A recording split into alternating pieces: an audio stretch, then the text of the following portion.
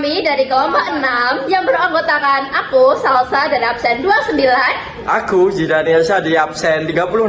Aku, Kalisa Linanginasi, absen 8. Aku Karina Bejawati absen 16. Aku, Cinta Kamadalia, absen 9. Aku, Nabil Hawisa Utama, absen 22. Jadi di sini aku akan menjelaskan mengenai fermentasi. Apa sih fermentasi itu? Nah, fermentasi adalah perubahan bahan makanan oleh mikroorganisme menjadi zat lain tanpa bantuan oksigen. Jadi di kelompokku itu kan mau membuat tempe dari kedelai putih. Nah, menjadikan kedelai putih menjadi tempe itu menggunakan mikroorganisme Rhizopus oligosporus. Nah, mikroorganisme Rhizopus oligosporus ini akan melakukan proses. Yang pertama itu pemecahan pati menjadi gula yang lebih sederhana. Setelah itu gula sederhana akan memecah lagi menjadi asam organik. Nah, mikroorganisme ini juga akan menumbuhkan benang putih atau miselium yang menjadikan kedelai menjadi lebih padat. Halo teman-teman semua, jadi aku akan menjelaskan tentang prinsip dasar fermentasi kedelai yang menjadi tempe.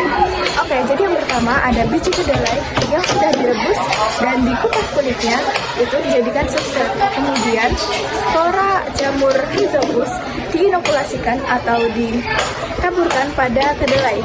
Nah, kemudian jamur tumbuh menjadi miselium putih yang menyatukan biji kedelai menjadi struktur padat. Kemudian proses terjadi berlangsung secara aerob atau menghasilkan oksigen, membutuhkan oksigen. Kemudian itu membutuhkan suhu 25 derajat sampai 30 derajat dan membutuhkan waktu selama 36 jam sampai 48 jam. Baik teman-teman, jadi saya akan nyeritain tentang proses bagaimana membuat tempe. Yang pertama atau langkah pertama yaitu menyiapkan alat bahan-bahan, khususnya bahan yaitu kedelai. Jadi kedelai direbus, direndam dan dibersihkan dari kulit arinya. Kemudian yang kedua adalah sterilisasi ulang dengan merebus kedelai itu kembali supaya menghilangkan mikroba atau bakteri yang kedelai itu sendiri. Kemudian yang ketiga adalah inokulasi. Inokulasi adalah menambahkan jamur atau spora Rhizopus dengan ditaburkan ke kedelai tersebut. Kemudian yang keempat adalah inkubasi. Di inkubasi ini jamur yang sudah kita taburkan atau kedelai yang sudah diberi spora tersebut kita masukkan atau kita bungkus dengan daun atau plastik yang sudah dilubangi, kemudian disimpan di tempat yang lembab dan juga hangat. Kemudian ya langkah terakhir yaitu pematangan. Setelah kita menunggu kurang lebih 2 hari, maka kedelai tersebut akan matang dan akan melekat, yang dilekatkan oleh miselium yang terbentuk dari spora Rhizopus.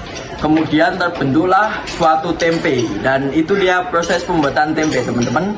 Nah, selanjutnya perubahan yang terjadi selama fermentasi secara fisika, biji kedelai yang terpisah menjadi padat berwarna putih karena miselium jamur.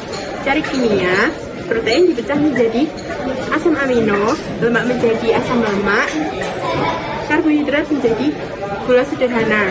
Yang ketiga, secara biologis, mikroba jamur lebih dominan, sedangkan bakteri pembusuk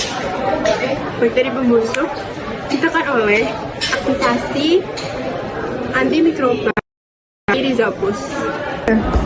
Nah, kemudian apa saja kandungan nilai gizi pada tempe? Pertama, tempe mengandung protein nabati yang sangat tinggi. Kemudian, tempe juga mengandung vitamin B12 yang jarang ada pada pangan nabati. Selain itu, tempe juga kaya akan serat, antioksidan, serta senyawa bioaktif atau isoflavon. Nah, berkat kandungan nilai gizi tersebut, tempe memiliki berbagai manfaat di bidang kesehatan kesehatan, diantaranya menurunkan kolesterol, serta memperlancar proses pencernaan. Selain itu, tempe juga menjadi sumber protein alternatif yang murah. Nah, teman-teman, di sini saya akan menjelaskan tentang tahapan yang mempengaruhi proses fermentasi. Yang pertama, pada suhu yang ideal untuk proses fermentasi, yaitu kisaran 25 derajat Celcius hingga 30 derajat Celcius. Yang kedua, kelembapan dan aerasi. Pada kelembapan dan aerasi ini perlu cukup oksigen agar jamur tumbuh secara merata. Yang ketiga, menjaga kebersihan. Menjaga kebersihan sangat penting agar tidak terkontaminasi bakteri atau jamur lain. Yang keempat, kualitas inokulum, yaitu jumlah spora dan kesegaran bibit sangat berpengaruh untuk menentukan hasil fermentasi. Sekian dari kelompok kami.